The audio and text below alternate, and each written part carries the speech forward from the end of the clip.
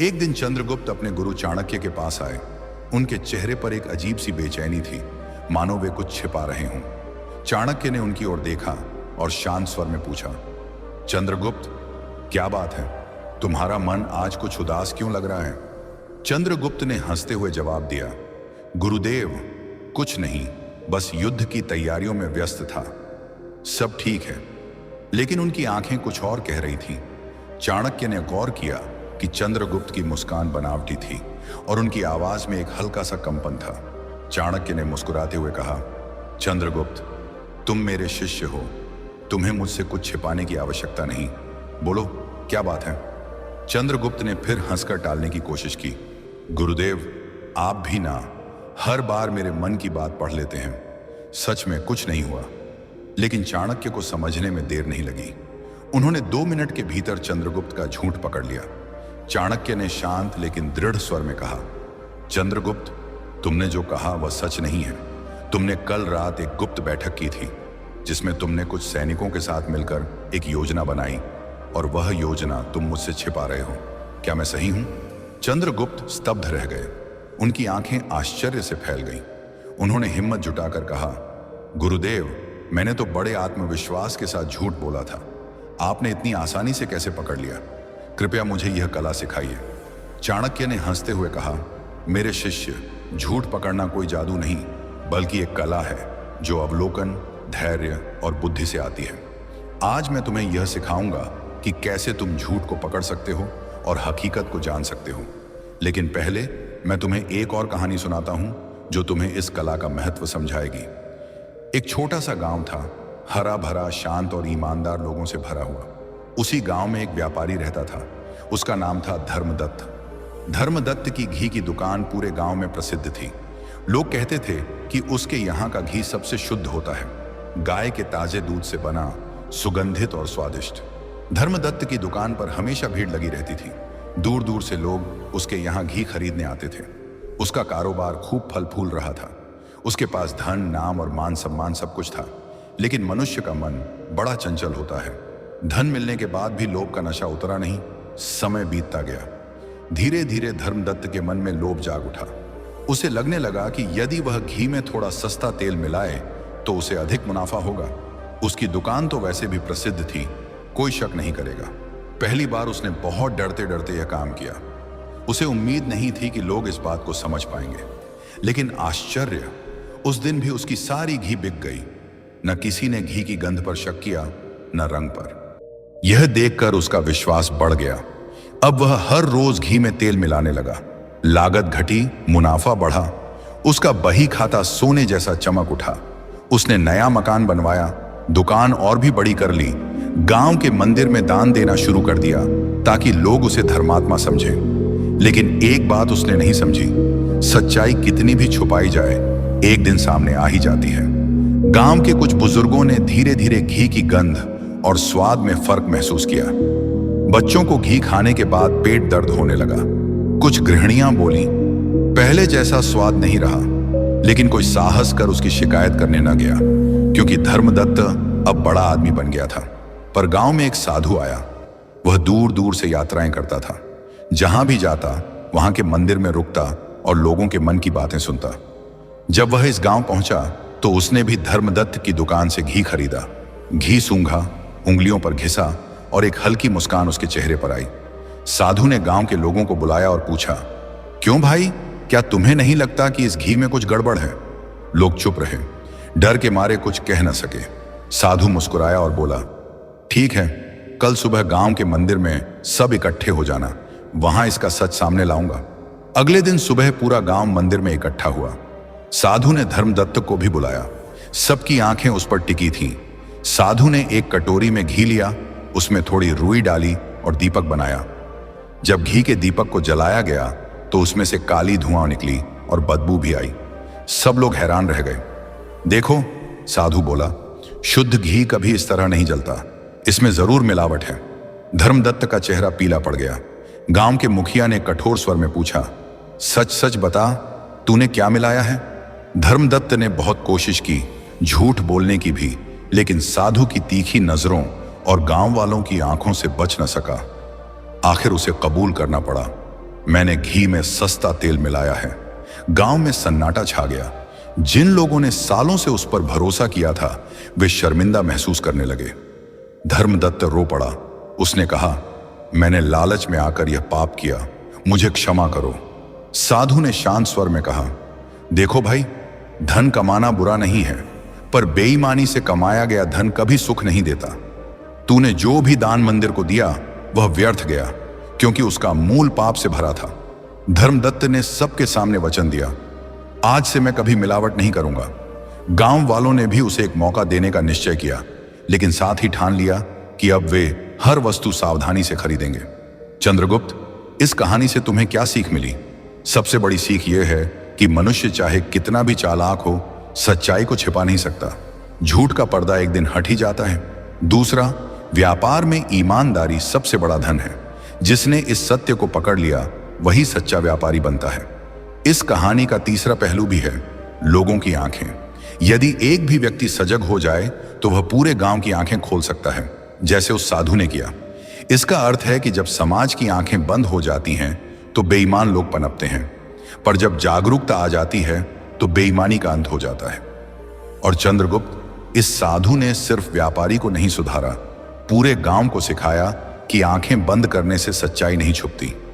यदि गांव वाले शुरू में ही सच को पहचान लेते तो घी मिलावट से बच्चों को कष्ट न होता। इसलिए राज्य चलाते समय या किसी भी पद पर रहते हुए तुम्हें भी सजग रहना होगा। जब कोई दरबारी तुम्हें चापलूसी करे तो उसकी बातों के पीछे छुपे इरादों को देखना। जब कोई सलाह दे तो उसके मन की सच्चाई को पकड़ना। हर शब्द, हर व्यवहार, हर मुस्कान के पीछे का सच समझना। और याद रखना, जो व्यापारी लोभ में पड़ा वह अपनी प्रतिष्ठा खो बैठा। आज भी गांव वाले उसे शक की नजर से देखते हैं। मनुष्य के जीवन में एक बार भरोसा टूट जाए तो दोबारा वह पहले जैसा नहीं बनता। चंद्रगुप्त ने सिर झुकाकर कहा, आचार्य, मैं समझ गया। मैं राज्य में और जीवन में सच्चाई को ही सबसे बड़ा धर्म मानूंगा। चाहे कितना भी लालच सामने क्यों ना हो, मैं कभी अन्याय और धोखा नहीं करूंगा। तब चाणक्य ने कहा, चंद्रगुप्त, मैं अब कुछ ऐसे नियम बताने जा रहा हूं जिनकी मदद से किसी भी व्यक्ति के झूठ को बहुत आसानी से पहचान सकते हैं। लेकिन इस कला में धैर्य, सूझबूझ और निष्पक्षता जरूरी है। तो आइए एक एक नियम को ध्यानपूर्वक समझते हैं। नियम 1, शारीरिक हाव भाव पर ध्यान दें। जब कोई व्यक्ति झूठ बोलता है तो सबसे पहले उसके शरीर की भाषा बदलती है। चाहे उसकी जुबान कुछ भी कह रही हो, लेकिन उसके हाव भाव सच्चाई को उजागर कर देते हैं।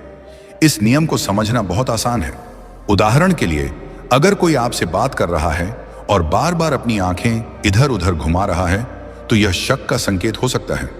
सामान्यतः जो व्यक्ति सच बोलता है वह सामने वाले की आंखों में निडरता से देखता है, लेकिन जो झूठ बोल रहा होता है वह सामने नजरें मिलाने से बचता है या बार बार नीचे देखता है।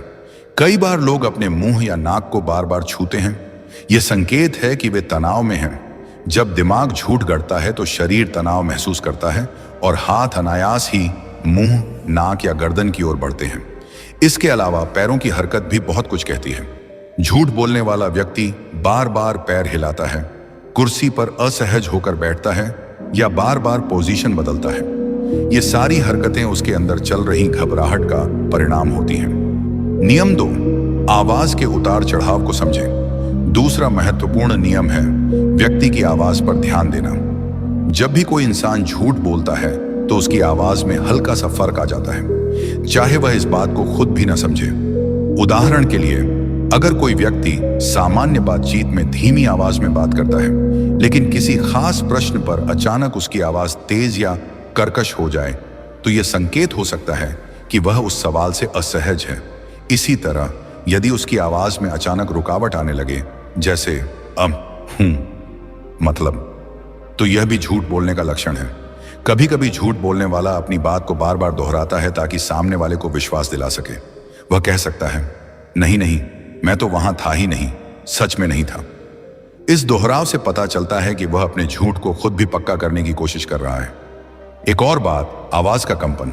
घबराया हुआ झूठा व्यक्ति चाहकर भी अपनी आवाज को पूरी तरह स्थिर नहीं रख पाता। उसकी आवाज में नमी, हल्की कांप या तेजी आ जाती है। यह कंपन एक अनुभवी श्रोता तुरंत पकड़ सकता है, परंतु यहां भी सावधानी जरूरी है। कुछ लोग मंच पर बोलते समय या जब वे किसी अनजान व्यक्ति से बात कर रहे होते हैं, तब भी घबराहट के कारण ऐसे संकेत देते हैं। इसलिए केवल आवाज के आधार पर निष्कर्ष न निकालें, उसके चेहरे के हाव भाव, आंखों की गति और शारीरिक स्थिति को भी साथ में परखें। नियम 3, कहानी में विरोधाभास खोज। जब कोई व्यक्ति झूठ बोलता है तो उसकी बातों में विरोधाभास होना स्वाभाविक है। सच केवल एक होता है, इसलिए जो व्यक्ति सच्चाई बोलता है उसकी कहानी हमेशा एक जैसी होती है, लेकिन जो झूठ बोलता है उसे अपनी बातों को बार बार बनाना पड़ता है और इस चक्कर में कहीं ना कहीं वह गड़बड़ कर बैठता है। उदाहरण के लिए मान लीजिए कोई कहता है कि मैं कल पूरे दिन घर पर था, लेकिन थोड़ी देर बाद कहता है कि मैं दोस्त से मिलने बाजार गया था।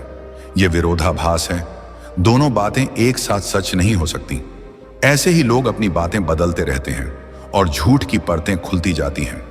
यदि आप शांति से, धैर्य के साथ उसके पहले और बाद के जवाबों को जोड़ेंगे तो आपको ये अंतर दिखने लगेंगे। खास तौर से तब जब आप उससे अलग अलग तरीके से एक ही बात पूछें। कई बार वही सवाल दोबारा पूछने पर उसका जवाब बदल जाता है। यह भी झूठ का संकेत है। सावधानी रखें, कभी कभी इंसान सच में भी भूल सकता है, इसलिए इस नियम के साथ साथ दूसरे नियमों का भी ध्यान रखें। नियम 4, भावनाओं की गहराई को परखें। जो व्यक्ति झूठ बोलता है उसकी भावनाएं भी अक्सर बनावटी होती हैं। उदाहरण के लिए, अगर कोई बहुत ज्यादा जोर जोर से दुख या खुशी जताने लगे लेकिन उसकी आंखों में आंसू ना हो या चेहरे पर सच्चा भाव न दिखे, तो यह शक का विषय हो सकता है। सच्ची भावनाएं भीतर से आती हैं, उनके लिए ज्यादा कोशिश करने की जरूरत नहीं होती, लेकिन झूठ बोलते समय व्यक्ति सोचकर भाव बनाता है, इसीलिए उसकी आवाज, चेहरे के हाव भाव और आंखों की चमक में फर्क नजर आता है। उदाहरण के तौर पर, अगर कोई दोस्त कहे कि वह आपकी मदद से बहुत खुश है, लेकिन उसके चेहरे पर खुशी नहीं दिखती या वह बार बार मुस्कुराने की कोशिश कर रहा है, तो समझिए कुछ गड़बड़ है। इसी तरह झूठा दुख दिखाने वाला व्यक्ति बार बार चेहरे को छू सकता है, नीचे देख सकता है या मुंह फेर सकता है। पर ध्यान रखें, हर बार ज्यादा भाव दिखाना झूठ का संकेत नहीं होता। कुछ लोग स्वभाव से भी नाटकीय होते हैं, इसलिए बातों, हाव भाव, आवाज सब कुछ मिलाकर सोचें। नियम 5, समय का दबाव बनाएं। झूठ बोलने वाला व्यक्ति अपने झूठ को तैयार करने के लिए समय चाहता है। अगर आप उस पर अचानक सवालों की बौछार कर दें या त्वरित उत्तर मांगें, तो वह घबरा सकता है या रुक रुक कर जवाब देगा। मान लीजिए आप किसी से पूछते हैं, तुम कल रात कहां थे, और वह बिना तुरंत जवाब दिए सोचने लगता है या इधर उधर देखने लगता है, तो इसका मतलब है कि वह मन में जवाब गढ़ रहा है। जबकि जो सच बोलता है वह बिना रुके साफ जवाब देता है। इसलिए जब भी आपको किसी पर शक हो, अचानक सवाल करें और तुरंत जवाब मांगें। इससे झूठ बोलने वाले के मन में घबराहट बढ़ेगी और उसके चेहरे व शरीर के हाव भाव बदल जाएंगे।